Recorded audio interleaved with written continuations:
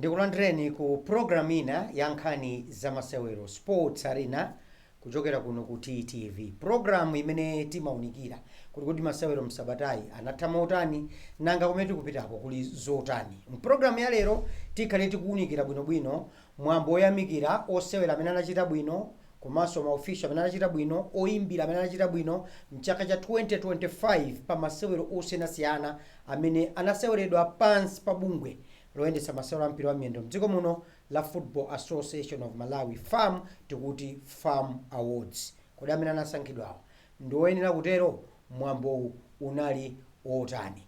Komanso tikhale tikuunikira mbali zina za masewero kuno kumudzi kuphatikizapo kunja kwa dziko lino kunena kuti ligi ya ku France yavuta kwambiri chifukwa PSG ikulekana ndi timu imene pa number 2 Lens ndi point imodzi, pamene ku Spain mu Spanish La Liga Barcelona ikutsogola ndipo yachiwiri imene kubwera pambuyo pake ndi Real Madrid akusiyana 4 points. Ku Mangalande akusiyana 7 points Arsenal patsogolo ndi City, ngakhale City ili ndi masewero amodzi mdzanja lake. Tiunikira zimenezi kokhala ku Germany is done and dusted league ikuona kuti yapita. Borussia Dortmund zotiko zotenga kulibe, koma Bayern Munich ndi akatswiri amene apita kwambiri patsogolo moti palibenso chicha chilendo chimene chikondinga chitika yangodikira oyimbira anene kunena kuti ligi yatha ndipo tikupereka ufumu kwa Bayern Munich.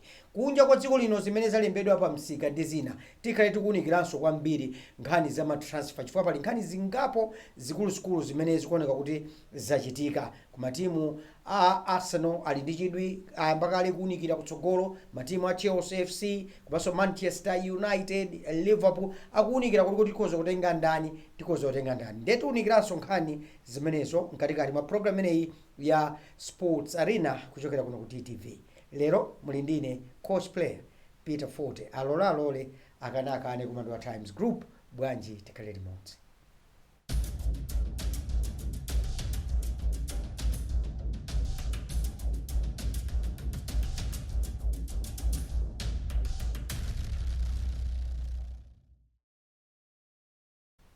Ndipo mprogramu yathu ya lero ndikhale ndi nzanga Francis Sparta. Ndikulandire tufula uli bwa?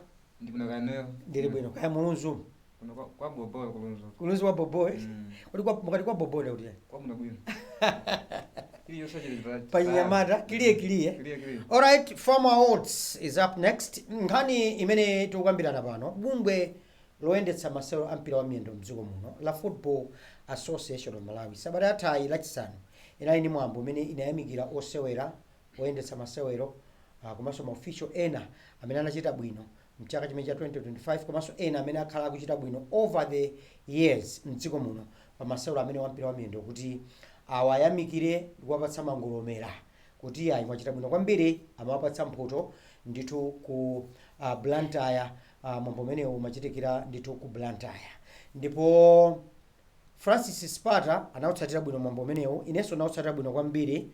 Among others mwazina bambo Robin Alufandika nasankhidwa ndithu kukhala munthu amene wachita bwino kwambiri kwa nthawi yayitali masewero ampira wa miyendo, akhala kuthandiza timu ya Tigers ndalama za nthumba. Of course kumbuyo kwawo kunali anthu ena koma iwowa ndithu adatchulidwa ngati mmodzi amene wachita bwino kwambiri kuthandizira timu imeneyi ya Tigers. Achina Chikumbutso Salima chita bwino kwambiri, player of the tournament 2025, Gaston Podo mphoto ziwiri, chiko cha Castell komanso kuna mphoto zosiyanasiyana National Division League ya NBS, FDH Bank, Silver Strikers ladies osewera wawo kubwera kumeneko ndi mphoto ndithu zinayi. Kunachitika zinthu zambiri kuphatikizapo oyimbira Happiness Mbandambanda assistant referee kukhala ndithu best assistant referee mchaka cha 2025 mwazina. Fula nimafuna kuti tiyambe nkhani imeneyi. Poyamba wayilandira motani, unali mwambo otani? unali mwambo oyitisa kaso kwambiri monga tinakamba program ya last week before mwambo umenewo kuti tikuyembekeza zambiri, ndipo tinaonadi kuti afamu anachita zinthu well organized. Aina koli apanga zinthu zapamwamba kwambiri. Mwambo mwakhala ngati wakunja muna khala ngati Ballon d'Or.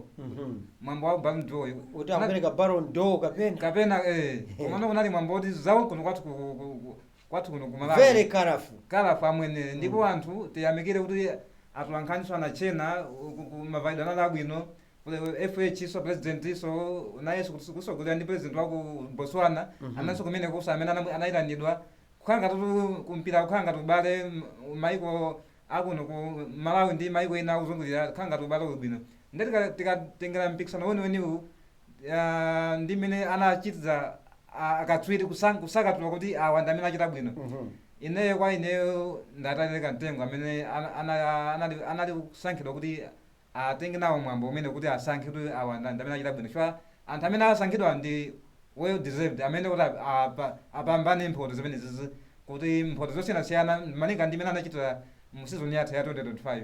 Chabwino mwina tiyambire pa kochi wapamwamba, mphunzitsi wapamwamba kumbali ya men's football. Panali Bob Mpinganjira, Jegwe, panali Mias Jegwe Pofera, yes, panali Love Mafazeli. Anthu amini Peter Ngangira. Yes. Anthu amene wamapikisana. Peter Ngangira anawina chiko FDH Bank Cup. Yes. Jegwe anakamaliza ndime yomaliza kwa under 20 kuvindu ku Namibia Region 5 Games ndi South Africa adagonja masolo amodzi. Bobu adamaliza mu final FDH osapambana koma anawina league ya TNM. Akuti Bobu Mpinganjira ndiye mphunzitsi wapamwamba. Ndiwe udabwa? Ine sindiwe udabwa. Bobu Mpinganjira wachita zazikulu mene malinga ndi imeneyo inalili wonders muzaka muna 6 zapitazo. Chinthu chimene amayang'ana kwambiri inali TNM Super League. Chabwino. Nde tinaonabe kuti Bobu Mpinganjira wonders inata imaisa kusintha technical panela here and there apo ndi apo kusinda kuti mwina make atenge ku league komano sizimatheka ayo koma kufikira last year pene kunabwera Bobu Mpinganjira amene anabwera pasogolo after atachoka mmeke mwase ndamene anayiwongolera timu imeneyo kuti kuyithandiza kuti mpaka na season yonse agonye masewera amodzi mu league ndikutenganso league pambuyo pa FCB Nyapsa Big Bless imene imayifunitsanso kwambiri ngakhale kuti nayonso inachilimikabe zinachita kutenga masewera akumapita ene awiri osiriza kuti tipeze katswiri wa Super League. Nde Bobu Mpinganjira ine kwambiri sindilodabwa kuti anampasa mphoto imene kuti the best men's player of the year, coach of the year, nde he well deserved. Chabwino. Yes. Kuchokera pamenepo tikhala tikukamba za Robin Alufandika amene anampasa mphoto yoyamikira kuti wadzipereka kwambiri kugwiritsa ntchito ma personal resources ngati mmodzi amene kwa nthawi yayitali zaka zambiri m'Malawi muno. Mphoto iyi abambo wasiko yamba wotanya milandu ali president adaperekanso mphoto imeneyi kwa Robin Alufandika mbuyomo. Titero kunena kuti mkuluyu wachita zakupya kumpira kwambiri wachita zakupya kwambiri chifukwa tikayiona Tigers amene imeneyo yakhala kupangira survive mu Super League anali yekha tu palibe amene amagwira mkono kuti anali yekha Alufandika ndiye mkulu ameneyo wayesesa kwambiri abambo anayesesa kwambiri kufikira chaka chino chabwino last year zinavuta Tigers ku final kupeza kuti yatani yatulukano mu league komabe anapereka mawu chilimbikitso kuti will come back strong and next season kuti mu Super League abweraso nde kumpasa mphoto imene abambo Alufandika kuchokera ku famu amulemekeza kwambiri amuchilemekeza ndithu sana munyoza. How about Happiness Mbandambanda, best assistant referee? Best Mbandambanda aso ndi one of the kumalawi kuno kumuna ndi amene ma assistant referee munthu amene amakhala kuti akona chilichonse samapoponya ngati ma offside ndi zina zotero nde ndi Happiness Mbandambanda well deserved. Sunali wodabwa ndikatswiri ndo katswiri anakwira ntchito yabwino kwambiri yabwino kwambiri kupeza so referee David Chinokoso naye so wachita so zakupya namuna anapasa madabi anga madabi anga season yathayi anayimbira so bwino palibe so chiliyo chimene chinasokoneka palibe. So David Chinoko no questions about his winning ndi munthu amene ali well deserved. Yes. Chabwino. Silver Strikers ladies katswiri wawo wakutsogola amene anamwetsa so zigolo zochuluka kwambiri mu season imene ya 2025 mawu amodzi pa msungwana amene msungwana amene was it Deborah Henry? Yeah. Deborah Henry ndisikana amene ndikatswiri anthu amene amakatenga mphoto amene amakhala akukamba kuti ndikatswiri kwambiri akuti mpira wake anayamba kusera ndi amasera kwambiri ndi anyamata. Iyeyi atisamkasera kwambiri nda asikana nzaka makana kuti ine asikana ndiyo danawo koma ndizimba ndi anyamatawo. nde kuyambira achichepera masikhala wakula mmenemo wakula mmenemo kufikira no anapeza no kuti professional career no kuyamba no kusera mpira no wa mpira miyendo wasikana kufikira no kuti luso lake lamba kutumphuka mpaka aina silver strikers mamutenga mamudalira mpaka nakupeza kuti national bank ija wathandiza kutenga league anali singana kugwesa zigoli zambiri nde sinalota bwa well deserved nice Deborah Henry kumbaya silver strikers. Okay. Yes. Nyamata Chikumbutso Salima, one of the winners, anasema bwana kwambiri chaka chimene player of the tournament. Gaston Podo mpoto ziwiri, top goal scorer wa Ibongetse Castell Challenge, komanso player of the tournament, yes. Player of the season mu Ibongetse Castell Challenge. Yes. Unayilandira mutani nkhani?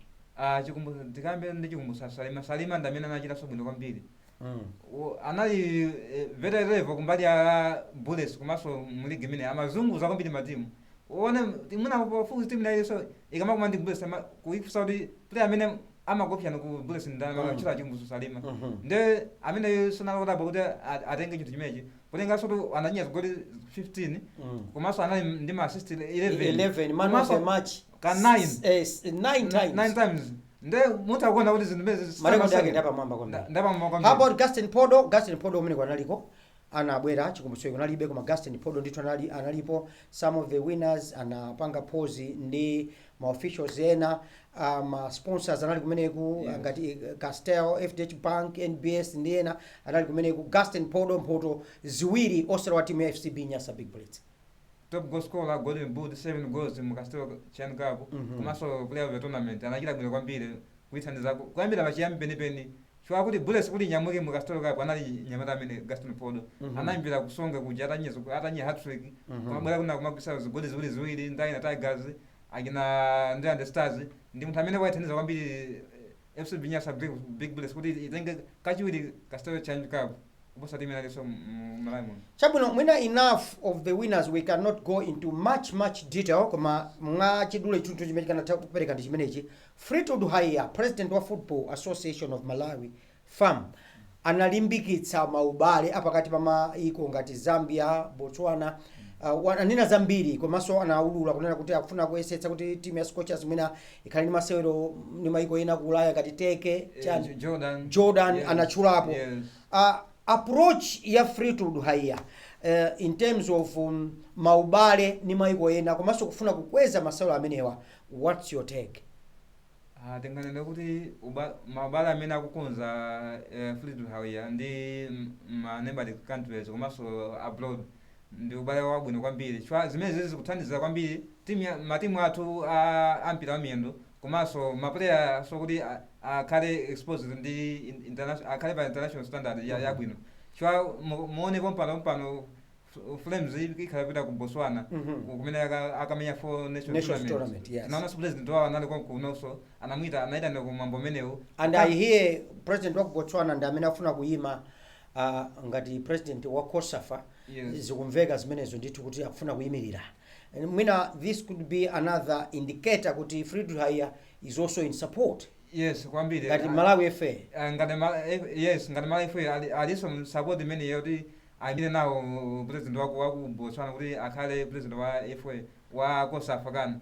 Nde zimene kuti amene atati let's say wapambana kumene kuja ku COSAFA kuja nde kuti kunokso Malawi tikhanda advantage chwa zambiri nde kuti zizi tibwera ngati tournament timono tiweza muna tupanga host monde ndi women's championship pa chiwembe nthawi nake inabwera sukuma ku Africa ku Malawi kuno zinthu ngati zimene zimakhala kuti zikupereka so chitu kuyika Malawi pamapo mali ya nkhani za masewero. Chabwino. Kuchoka pamenepo mwina tikumaliza ndi gawo lina. Koma tisanapite ku gawo lachiwiri ndimaganiza kuti tipite ku break, thereafter tibwera ndi matimu osanasiyana mu Super League amene patakali pano ayamba ndithu zokonzekera. Koma nkhani yayikulu kwambiri imene ilipo ndiona kuti osewera amene sakhala koma timu amenewa zikuoneka kuti sanauzidwebe kuti inu sitikhala nanu pa ulendo umenewu, kapitani mukayang'ane kwina, matimu mukayang'ane ntchito kwina, matimu amachita zimenezi mochedwa. Ndiye tifuna kuyizukutanso nkhani imeneyi mkatikati mwa program ya Sports Arena kuchokera kuno ku TTV. Bwanji tikhale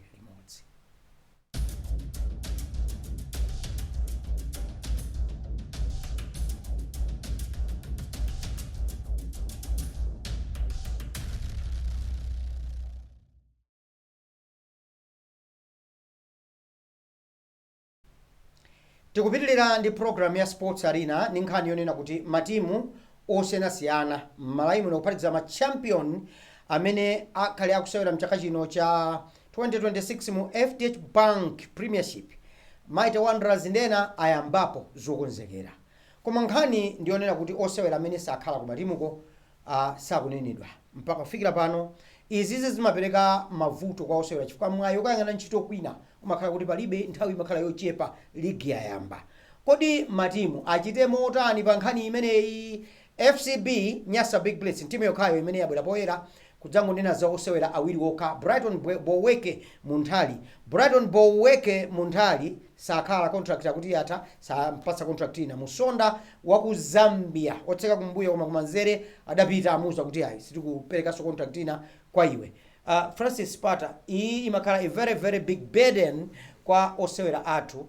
Chifukwa league kuyamba just next month pa 18. Yes. Bullets Wanderers Charity Shield match, then pa 25 it's the FDH Bank Premiership. Yes, kuyamba ikafika nthawi kumafunika matimu muonepo mpano ambiri taona news zadero kuti matimu ambiri ayamba kukonzekera ayambapo kukonzekera za season imene yayambayi. Nde ndi zinthu zoti ngati pali maplayer ena kuti kutimuko simagwiritsa ntchito mu season imeneyi kuti nthawi yake yopanga release ndiyeno kuti apeze matimu ena achepere kuti matimu ena ndochepekedwa amafunanso ngati matimu amene athamangishira kuti mwina kuti anaso akapeza mwayiso lusala kuti likathe kutumphukabe. Nde nthawi yoti ikamafika nthawi yoti mwina yothamangisa matimu kuti maplayer makamaka ikafika kuti munayesera pang'ono kuti msika cha sapang'ono kutseka ndi muzeti iwe sidukufuna player kuchema musiya pamphepo kuti alowera kuti kana. Alright, let's have some pictures za matimu amenewa chifukwa pali matimu ambiri. Tili ndi Silver Strikers ili mu league, Sivo, Kamuzu Barracks, FCB Nyasa Big Bullets, Mighty Wanderers, Ekaya FC, matimu onsewa, Moyale Barracks, achina Karonga. Ni matimu amene season inoyo akhale ndithu kuti akuyamba. Masolo oyamba alipo Bullets ndi Wanderers mu Charity Shield ndi pa 18 April sikalekale. 18 April sikalekale ndi pafupi kwambiri kuti even nthawi yokonzekerayo ndi yochepa kumbali even ngati ya Bullets yamalizira masolo kumaliza ndidetsa kumapetopeto ndoti nthawi even yopuma kwenikweni ya Bullets umoyo umene umafunika pa mpira ndoti apapa palibe because nthawi yonena akakhala ku nyumba akakhala liti palibe nthawi sakhala naye. So it's good kuti matimu ngati amenewa atero. Now mwina bungwe lina limene limenera kubwera poyera ndikumaminya ufulu wa osewera otere zinthu zisanachitike chifukwa kumabwera osewera chawachotsedwa katsala 1 week kuti ligi yambe kapita 2 weeks ndikumazalankhula kuti ifeyo bungwe loyang'ana za umoyo komanso ufulu wa osewera tabwera bwanji awa mwacho samotere simuna apatse mpata mokwani ngati what is this body doing now kapena amaena kuchita chani pano pamene league ya matimu ayamba kuchita zokonzekera zosiyanasiyana kwambiri bungwe limene mosogozera ndi Football Players Union. Yes, kula ina Ernest Mangano kumene kuja anyatime zakazaka amene amang'anira osera amenewo.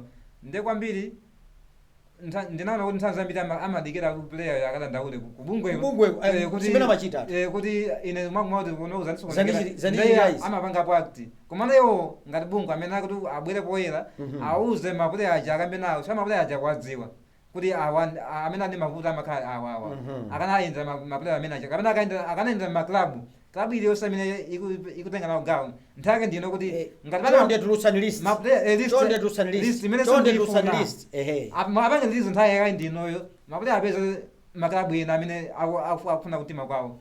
Tikupitilira ndi program ineyi ya Sports Arena kuchokera kunoko ku TTV chifukwa chonkhani yonena kuti kumangalande mu English Premier League Arsenal ikutsogolera 7 points pambuyo pake pakubwera City imene ili pambuyo pa Arsenal 7 points kuma City ili masolo amodzi mdzanja lake. Ku France PSG ili pa number 1 ndi 57 points, pa number 2 pakubwera Lens ndi 56 points. Ku Spanish La Liga Barcelona ili patsogolo pa timu ya Real Madrid ndi 4 points masewero ofanana 67-63. Pamene ku German Bundesliga sitikamba apapa chapita chinthu yatenga Bayern palibe ma details koma nkhani inaso ku Spain ilipo chifukwa Inter ndi AC Milan yapambana koma pera Sabata ila mulungu usiku 1-0 koma gap ili pa 7 points 67 points for Inter Milan and 60 points for AC Milan. Ukuona motani makandidate 5 akuoneka kuna kuti ku Germany ndi Bayern, ku Spain ndi Barcelona, ku England ndi Arsenal, ku France ndi PSG komanso Lens neck to neck. Nimene zikuonekera ma league awawa apa mwamba kwambiri asanu pa dziko lapansi. What's your take? Kwa ine ndinganena kuti tiyambe ndi kumangala ndeko. Ku England kwa tikaiona ndimene league mu Germany asongolera Arsenal ndi 7 points yasegula gap manager. It's going to be easy kuti Man City abange kachapo Arsenal. Poka chimenanga ingazachita Arsenal ndikungo muna kungobanga kuibanga hold City akamaza kumana nayo. Ndikuti zakhala beko league yarani yapita. Nde tikalengeranso tikaiona ndimene ili table sinikuona Arsenal so ikusundira pana mbani paja. This season they deserve to be champions of. How about Spanish La Liga, Barca?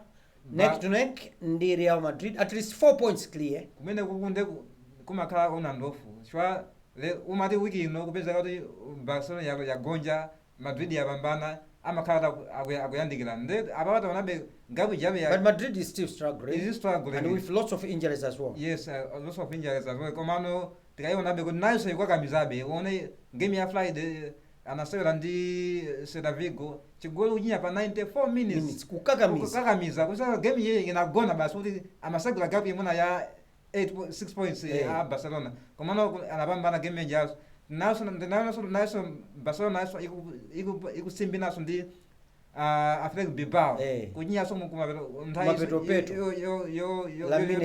yama mwana amene ovuta kwambiri nde gabi mine jani kuna be kuti Barcelona ikakaminabe kuti PSG neck to neck ndi Lens ku France kumene kukunde PSG ngati silenga league ndi kuti kukhala kufuna kwawo koma Lens yatengesa kwambiri just a point separated by just a point ndi timu inazagonja Lens yo PSG nkuzapambana anaithawa ndi 4 points wiki ya time iyi PSG yagwene munako Lens yapambana 3-0 ndi Nantes ndele gabi jabe afikabe pa 1 ndi kumene uyu atengesana kwambiri komano ndikanakonda akanatenga ana amene walenzi kuti atenge at least kukhale kusinthana nangazingo ndi PSG all right. How about Bayern Munich dominance in the German Bundesliga? Ukukunde muna maka kuzabwe kuti muna zabweleka mati mwina aku England kamene azikaswera kumene koko kuti muna wampikisano khala wakulu tikumaliza ndi Champions League football Tuesday and Wednesday mawa komanso lachitatu kuli masewera ku Europe Champions League football.